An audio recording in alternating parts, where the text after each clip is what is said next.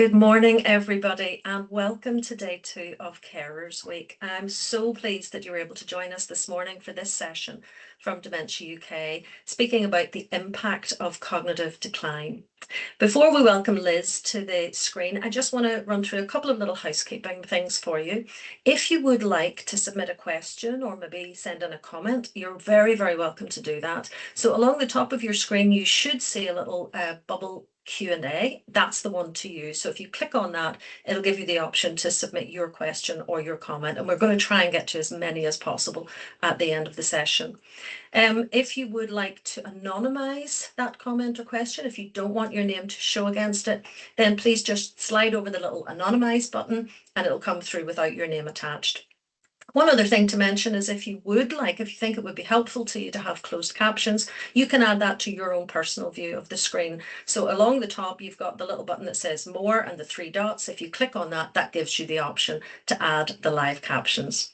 For now, though, I'm going to get out of the way. I'm going to let Liz take over and speak to us about the impact of cognitive decline.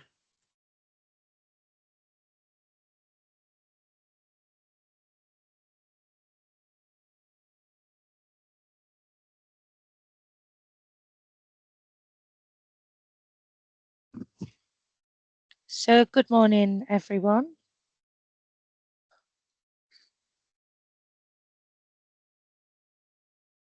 Hopefully you'll be able to see my presentation here.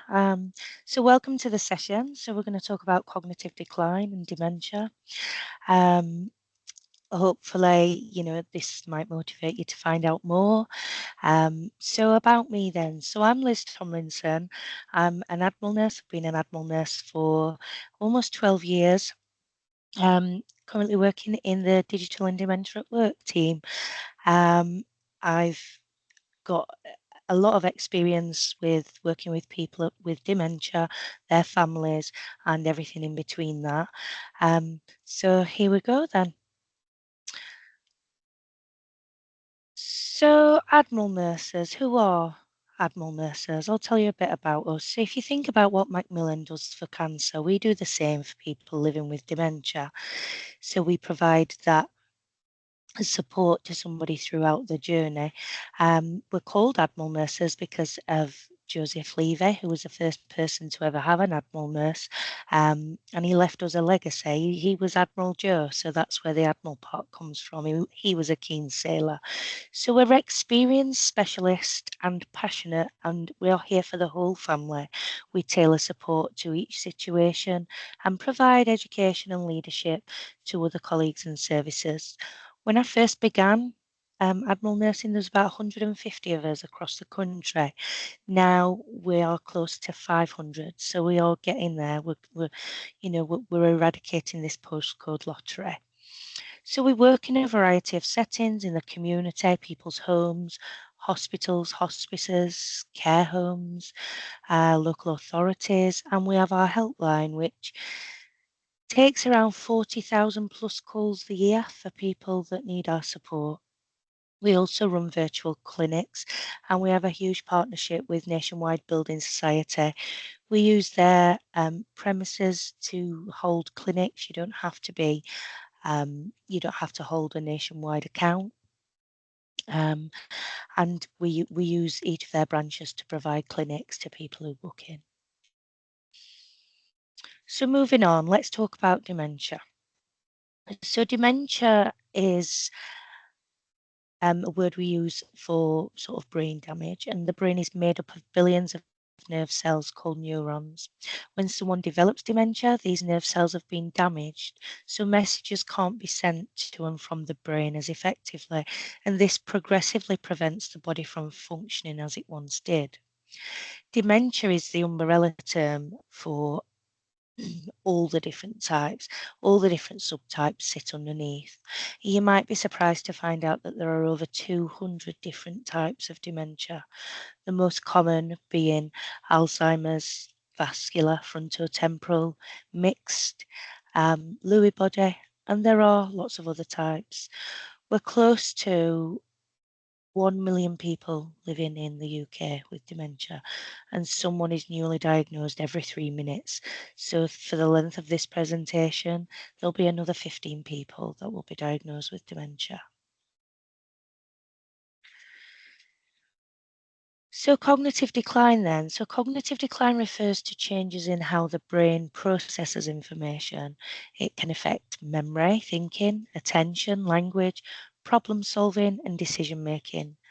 Some changes in cognition can occur as part of normal aging, such as occasionally forgetting names or misplacing items. However, when these changes become more frequent or interfere with a person's ability to work, manage finances, communicate, or remain independent, further assessment might be needed. Cognitive decline can have many causes, including physical health conditions, medication side effects, stress, depression, delirium, mild cognitive impairment, and dementia. Early recognition is important because some causes are treatable and support can help people maintain their quality of life, independence, and well-being. So some risk factors can't be changed, but many lifestyle and health factors can be supported or managed.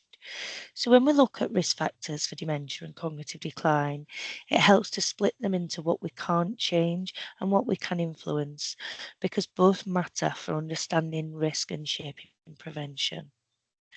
So, some risk factors are non modifiable. So, age is the biggest one. Risk increases significantly over 65 and continues rising with age. Genetics can also play a role, especially in certain types of dementia, although most cases are not directly inherited. Family history can increase risk, but it doesn't determine it. Then we've got vascular and health related factors, and this is where a lot of prevention work sits. Conditions like high blood pressure, diabetes, high cholesterol, obesity, and a history of stroke or cardiovascular disease all increase the risk. What's important here is the brain is deeply dependent on blood flow and oxygen, so anything that damages blood vessels increases vulnerability over time. Lifestyle factors also play a role. So, physical inactivity, smoking, excessive alcohol use, poor diet, and long term social isolation are all associated with higher risk. These don't act in isolation, they accumulate over years and interact with each other.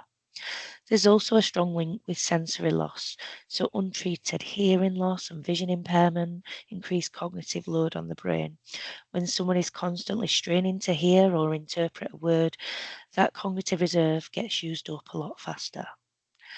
Mental health is another key area. Long term depression, chronic stress, and low stimulation environments can all contribute to increased risk or faster decline. And finally, we're seeing more evidence around brain resilience. Things like education, cognitive stimulation, and lifelong learning can build what we call the cognitive reserve, which may delay the onset of symptoms even when disease processes are present. So the takeaway is this: some risk factors are fixed, but a large proportion are shaped by vascular health, lifestyle, environment, and long term brain engagement. So I thought it might be helpful to give a brief overview of what young onset dementia is because this may be relevant. So dementia is often considered a condition of old age, but it can also occur in younger people too. When dementia develops in people under the age of 65, it's known as young onset dementia. It used to be called early onset or working age dementia, but as we know, people are working much longer. The retirement age changes quite a lot. So there are around 70,000 people in the UK living with young onset dementia. There can be problems with diagnosis because it's difficult to diagnose in people under the age of 65.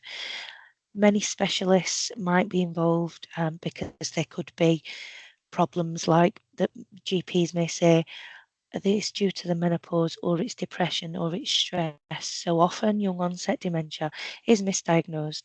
Younger people are more likely to have a rarer form of dementia affecting behaviour and social functioning first rather than memory.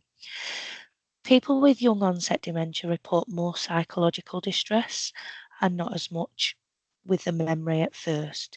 It's difficult because younger people have younger dependent families or be caring for parents, so they might be sandwiched between supporting the self, work, and looking after parents. They might have significant financial commitments, such as a mortgage, or they could experience employment issues or be unable to continue working.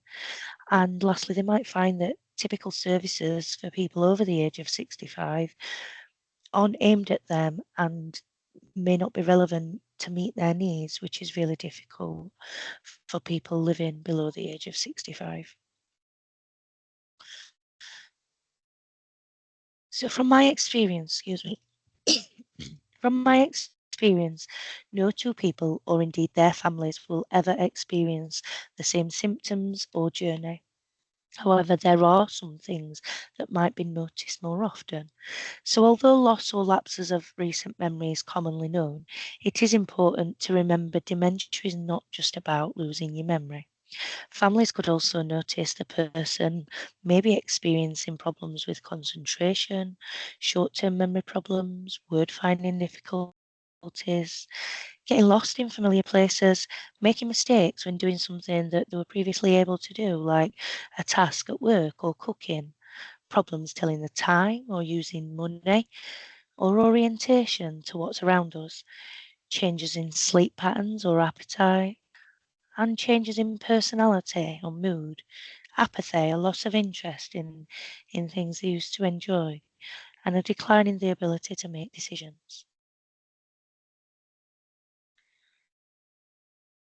So we rely on all of our senses without generally realizing it. So when someone develops dementia, this can be very challenging. So as we get older, our sight may deteriorate because of the aging process or because we've developed a health condition such as cataracts. Having dementia may add to that challenge of living with these sight changes, or the person's eyes may be healthy, but their brain could be having problems interpreting what is being seen. Some people experience sensitivity to sound and being unable to filter out background noise, such as the TV being on while trying to have a conversation. Some people with dementia can also hear things that are not there, and these are called auditory hallucinations, which can cause anxiety or upset for the person.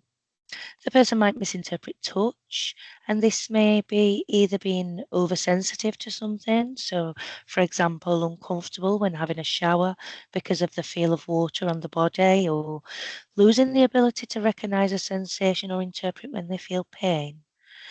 Our position sense, or visuospatial awareness, as some people call it, helps us to navigate through spaces and around objects.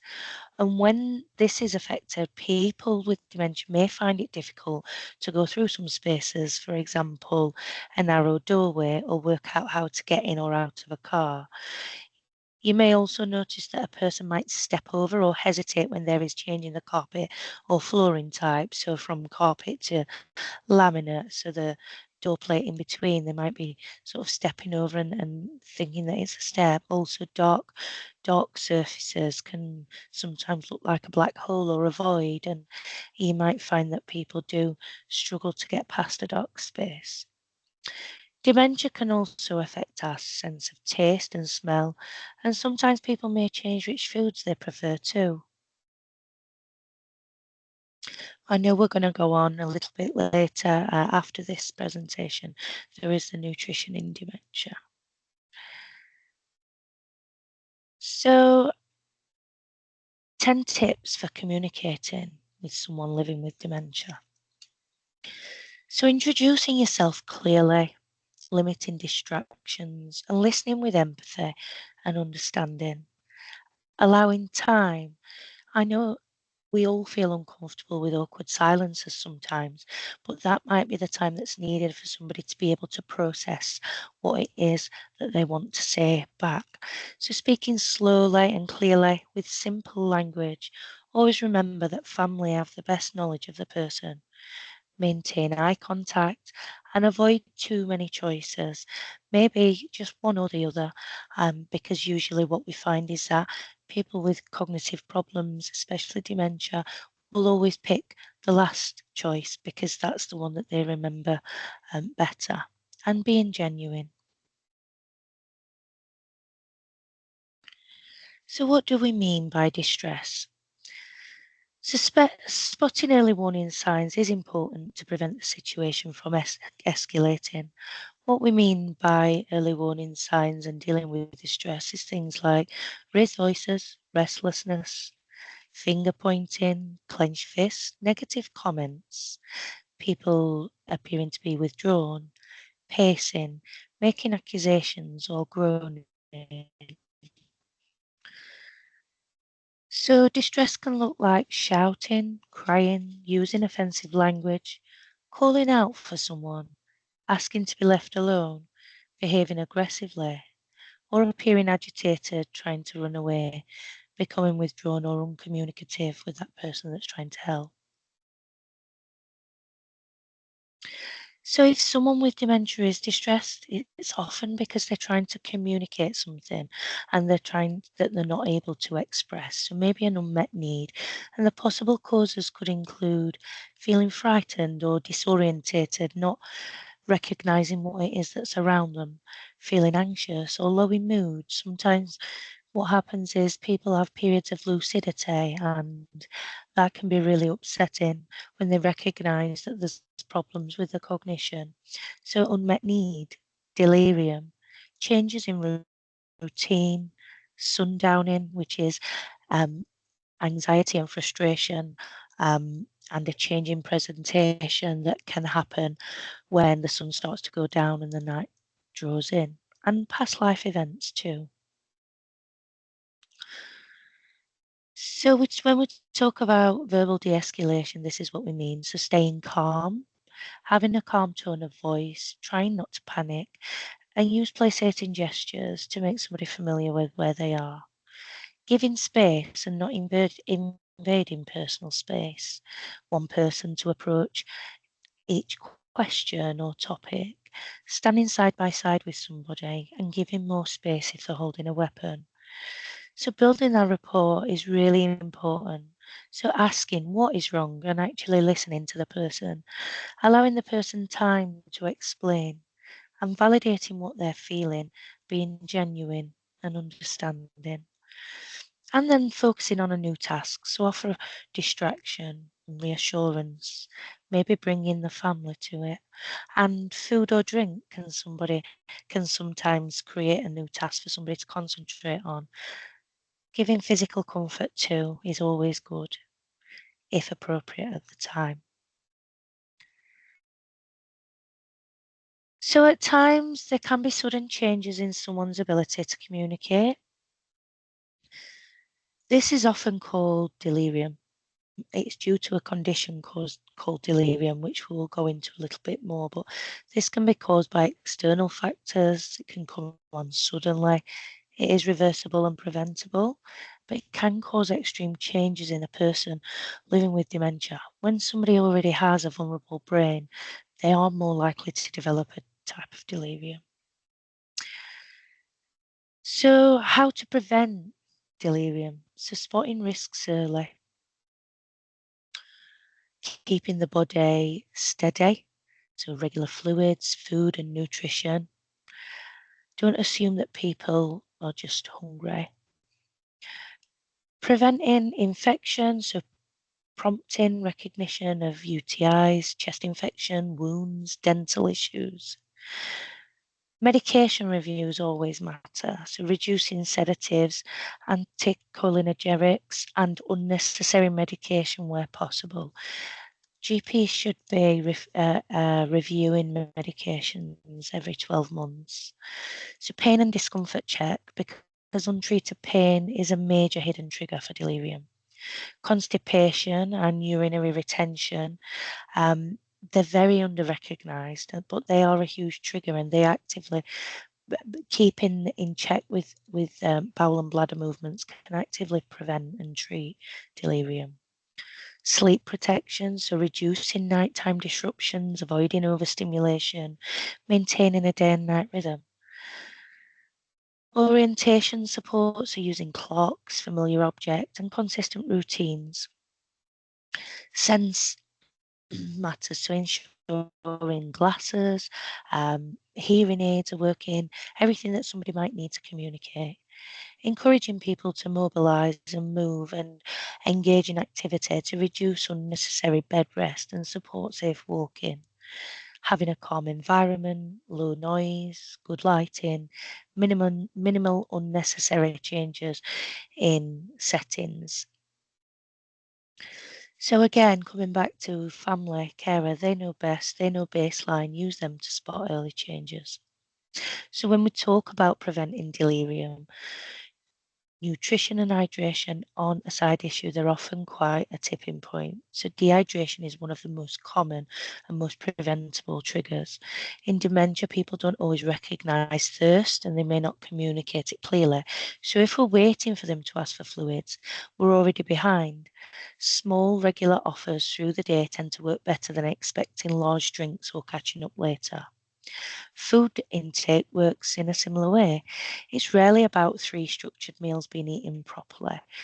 In cognitive decline, appetite fluctuates, attention is shorter, and fatigue can get in the way.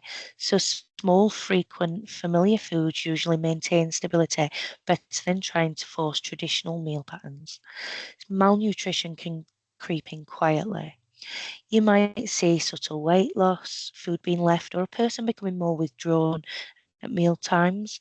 That reduces intake and lowers the body's resilience. Once infection, pain, or medication changes are added in, the system is already vulnerable to delirium. Electrolytes are another hidden piece, so poor intake combined with illness or diuretics can shift sodium and potassium levels, which can directly present as acute confusion. It can look like sudden decline, but actually be metabolic instability. So we also can't ignore oral health, so painful gums, dry mouth, ill-fitted dentures, all of that can reduce eating and drinking, and people won't always report it clearly. So reduced intake might actually be discomfort, not refusal. And finally, texture and accessibility matter more than we sometimes assume, really. Softer foods, finger foods, familiar smells, and low effort eating options can make the difference between not eating and actually managing. So the key message here is if nutrition and hydration drop, delirium risk rises very fast and often silently.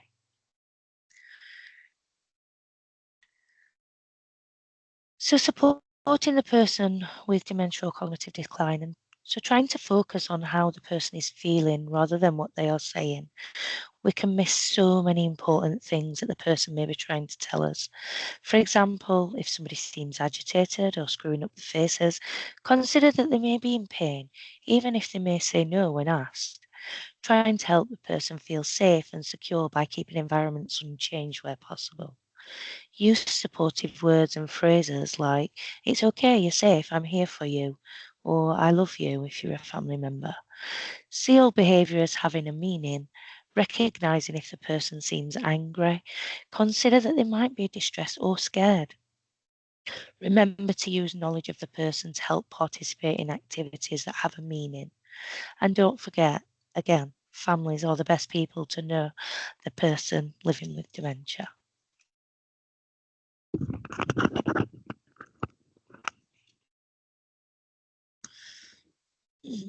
So as you can see here on the screen, this is a picture of the Herbert Protocol. And I don't know if anybody is aware of this or has used this before, but the Herbert Protocol is something that sits with Medical Alert, who is when you call 999 or out of hours services, Medical Alert do have the Herbert Protocol. If somebody has filled one of these in, so it could have on there. So people, if they go missing or can't be found, it might be that they've gone missing with a purpose. They might be trying to get somewhere, which is why it's a really good idea to have the Herbert Protocol filled in with your local police force, ambulance service, etc. You can provide on there old home addresses or familiar places, places where the person might enjoy going, so that it can be a successful process if you are looking for them when they've gone to find a purpose or want to be somewhere else. So caring for someone with dementia too can be emotionally, mentally, and very physically exhausting. It's important that carers are honest about how they're feeling because bottling everything up can lead to burnout, resentment, guilt, and isolation.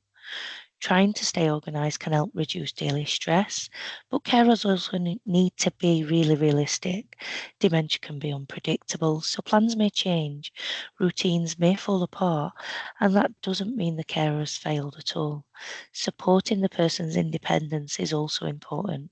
Even small choices can help them feel respected and less powerless. Carers need breaks too. They need support and permission to look after their own health. Accepting help is not a weakness, it is how the caring role becomes sustainable over time. No one should be expected to carry it all alone. So, three quick wins. So, the three W's. So, walk, water, and window.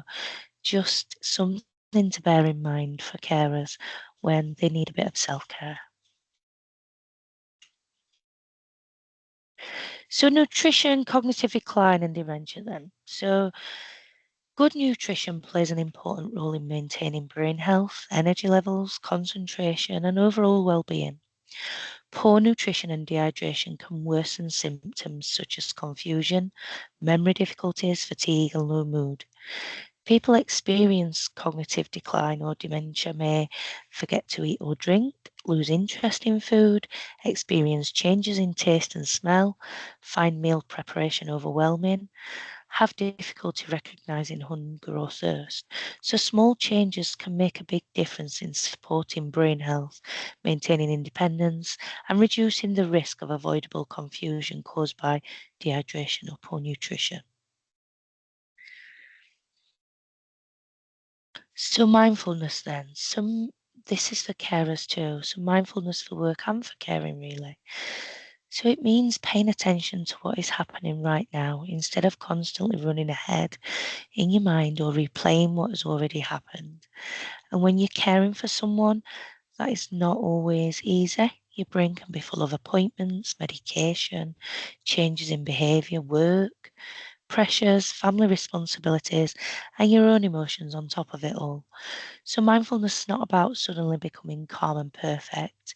It's about building in small moments where you pause, breathe, and give your nervous system a chance to catch up with what's going on.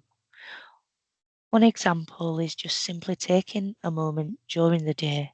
That might mean stepping away from your phone, taking a few breaths before replying to a message, or pausing before sending an email. It sounds small, but those tiny pauses can stop us reacting from stress or frustration. Another important part is listening more than we speak. When we're busy or overwhelmed, it's easy to rush conversations or focus on what we need to say next, but taking a moment to really listen can help us understand what the person needs, whether that is a colleague, a family member, or the person that we're looking after. So, the Charity for Civil Servants works in partnership with Dementia UK to provide specialist dementia support for civil servants, former civil servants, and their families. Through this partnership, people can access support from Admiral nurses, who, as we said earlier, are specialist dementia nurses who provide practical advice and emotional support when families need that. So we have Admiral Nurse clinics, which provide free confidential appointments with a specialist Admiral Nurse, individualised advice and support. They are available to civil servants, former civil servants, and eligible family members. We also provide specialist dementia support and guidance before, during, and after a diagnosis. We have workshops and education that we provide to the Charity for Civil Servants too. So, supporting carers in the workplace, understanding cognitive decline and dementia, and dementia awareness sessions. We also give information and advice to managers and colleagues too. So thank you very much for listening to this presentation today. If you have been affected by what we have talked about today or would like support to know more about dementia, please visit our website. We have a range of leaflets and videos, and you can also find our phone number on there and book a free virtual clinic appointment at a time and day that suits you if you'd like to. Anyone can call our helpline: families, the person with dementia, health and social care workers, neighbours, friends. In fact, anyone who feels that talking to an Admiral nurse would be helpful. Our email address, which is going to be shared a bit later, is helpline@dementiauk.org. We always aim to get back to you within 48 hours. So thank you again for listening. We do have some time for questions, and I think just moving on to have a think about and reflect yourself. So, what's one thing that you will take away today? Thank you very much. Over to you, Lisa. Wow, Liz, what an incredible session. Just an enormous amount of really valuable information, but just so beautifully and compassionately presented. We have had a huge audience today and we have an enormous number of questions and comments. What's also been really beautiful is to see people just sharing their personal experiences, because that will be resonating with other members in the audience who are watching this and seeing their story reflected even amongst others. So it's been really, really lovely. I think Kath has popped a note in the box a couple of times, folks, to say we might not get to all of the questions today, but we do have 15 minutes, so we're going to make a really good stab at it. There's a couple that I'm just going to try and bunch together initially because there were a few that came in on similar themes, Liz. So a lot of people have been asking about where they can access Admiral nurses. So, for example, some of the comments have come through to ask, what about the Republic of Ireland? Somebody mentioned Sheffield. They were told it doesn't operate there. Middlesbrough. Someone also asking about Admiral nurse availability in Scotland. So I know we've got the one-to-one service. So, of course, civil servants, wherever they are living across the UK or in fact across the world, can access the one-to-one online service. But I'm assuming maybe some of these folks are asking about a physical presence of Admiral nurses. Are they available everywhere? So, they are available everywhere over the telephone. Okay. Now, it's really, really difficult to sort of explain what the position is here. So, Dementia UK, so we host, we are the brand, we are Admiral Nurses, and that we belong to Dementia UK. Now, out in the community, what has to happen is commissioners like the NHS have to put money in to secure a service. Now, that sometimes that's not available in every single area. Just touching on Sheffield, we have started in one primary care network. I believe that's in the south of Sheffield. So that is growing. Scotland, we are getting over the border. We're getting in there. We're having those talks. Republic of Ireland, I don't think we're there yet. We do have a nurse in Northern Ireland that delivers clinics in the nationwide branches. So we are slowly getting there. I live in Super. Sheffield, so I can tell you, you know, You know I'm exactly what's forever happening campaigning to get an Admiral nurse in Sheffield. But Oh, yeah, so like I perfect. said earlier, we're nearly at 500. We're trying to eradicate that postcode lottery. Everybody should have the opportunity to speak with an Admiral nurse so nobody faces the journey alone. Mhm. Thank you so much, Liz. So just a little reminder, across the UK, there should be some availability and there's work towards more. If you're in the Republic of Ireland, but you're a civil servant living down there, you still do have access to the online service via the charity. And I think Kath has put those links into the Q&A box for you. Thank you so much. Another question, two or three comments came through in relation to this. So I'm just going to group them together again. Those hallucinations. So someone mentioned maybe the person seeing carers who aren't in the room, seeing perhaps a spouse or a partner who's not there. Somebody very distressing comment to say, mum is seeing lots of spiders in her room. That must be very frightening. Anything we can do to help when somebody's experiencing those hallucinations? Yeah, so giving that reassurance and support, making somebody feel validated, trying not to say to them that, there's nothing there that's not real, because in their mind, vividly, that is very real Hmm. and they are very frightened.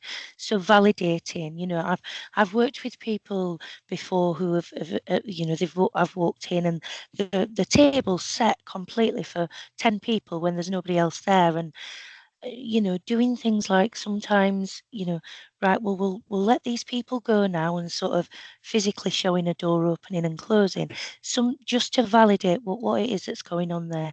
If it gets to a point where it is, you know, significantly um, challenging and distressing for the person living with dementia, please always reach out to your GP and ask for a referral to the mental health team, because there could be other things that's going on too.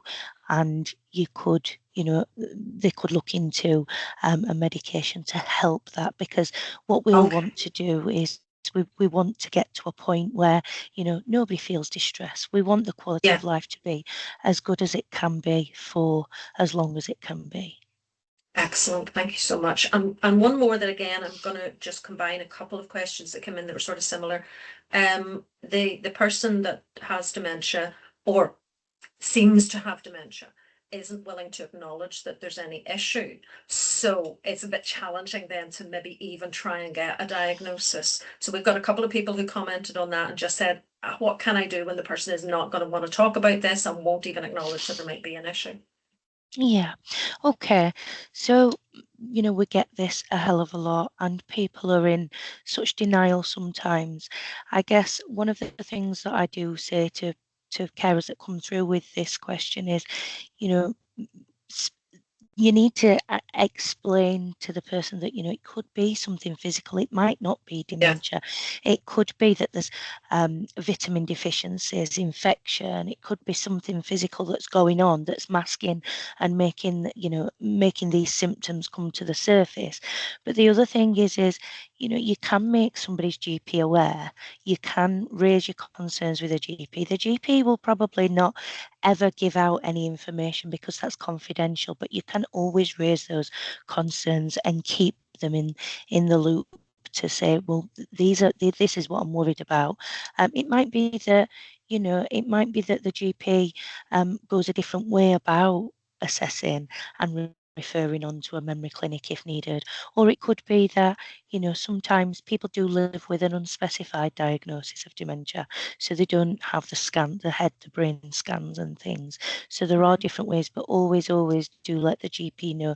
Keep a diary as well. Keep a diary of the changes so that you can evidence, this is what's happening. This is because often when we see professionals, we forget half of the things that we want to say or half of the questions we want to ask.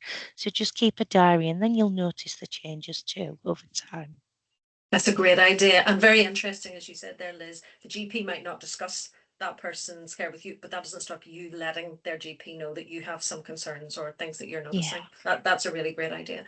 I'm going to come back now to the Q&A list. There are so many, so I'm just kind of looking down to see what we've got. So we've got a comment here. Now, this is interesting because you mentioned there a moment ago, you mentioned speaking to the GP and maybe thinking about medication.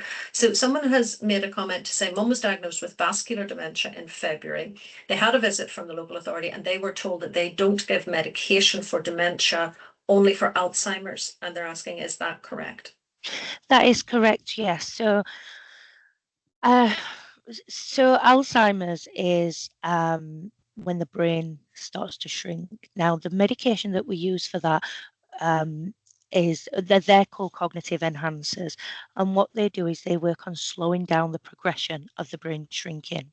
Mm-hmm. Now, with other types of dementia, so just touching back on the vascular nature of it, what we discussed there in the presentation. So when somebody's got vascular problems or other things that's going on, it's all about the blood supply and the oxygen in our blood that gets to our brain.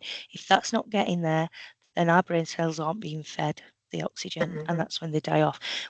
There's no medication to stop that. There are medications to lower blood pressure, to help with heart problems. So there's all the preventative stuff, but there isn't a medication for vascular dementia. That's correct. So on the hallucination side of things, it wouldn't be it would be something more sort of psychiatric, not a cognitive enhancer. Um, yeah. Okay, got you, got you. And actually, interestingly, again, another question has come in just about treatments, potential treatments available. So, this attendee has said, Mum has Lewy bodies. The onset was rapid after an allergic reaction to morphine. The local memory clinic says there's little that can be done, especially regarding constant delirium, anxiety, anemia, and fluctuating blood pressure. However, this person says there does seem to be lots of stuff available in other countries. Are Admiral nurses in a position to support people in advocating for treatment, or do you know of organisations that can support families in this situation to advocate within the NHS for treatment services?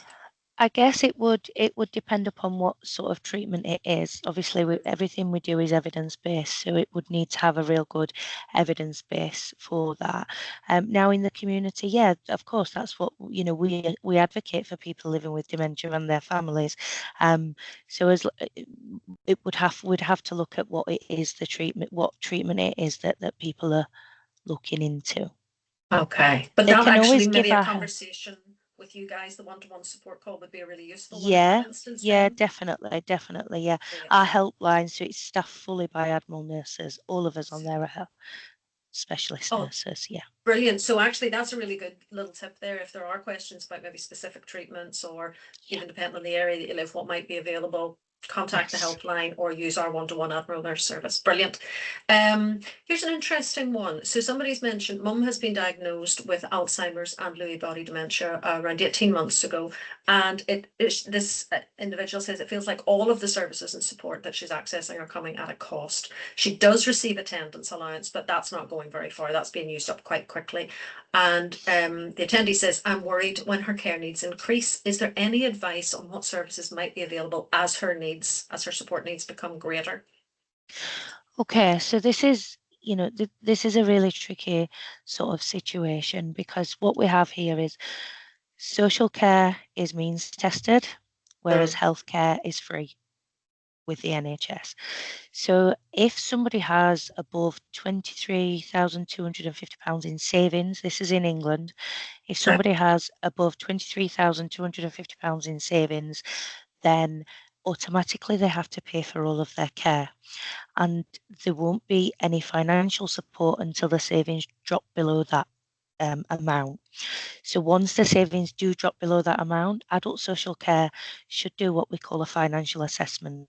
So they'll look at all the person with dementia's incomings, outgoings, any joint bank accounts will be split directly down the middle, and they will work out if somebody can contribute towards the care, and then they'll top up the rest. So it all depends upon finances. It's not as clear cut as um, you know, where is the sort of free things, but the Alzheimer's Society and Age UK on their website, you can put your postcode in to see if there are any sort of befrienders or volunteers within the area that can support with a bit of befriending and companionship. Great. And of course, Liz, you've mentioned a couple of times the partnership that there is between the charity and Yep, yourselves at Dementia UK and the Admiral Nurses. And just something also to mention is the charity does have our wellbeing support service. So if anybody just would like to have a conversation about how their caring role is impacting, you can make an application to chat to myself or one of my colleagues within the wellbeing team. And we might also be able to just help you search for around what those services might be in your area. I think one of the challenges often for Liz is that carers are very time poor. Isn't that the case? And so actually just even having the yeah, time to look for those yeah, services is yeah, difficult, but that's something that we can help you with. So please do think yeah. about giving us a call if you want a little bit of help with that. And our email address too. So Yes, if you can't commit to a telephone call, drop us an drop a line. email. Brilliant. Yeah, Brilliant, and that's all in the Q&A, so please do keep an eye on that. Here's a question. You mentioned earlier on some things to do with nutrition and hydration, and we've had some really lovely comments. People are sharing their own experiences of how they've kind of worked around little techniques and strategies to support someone with their eating.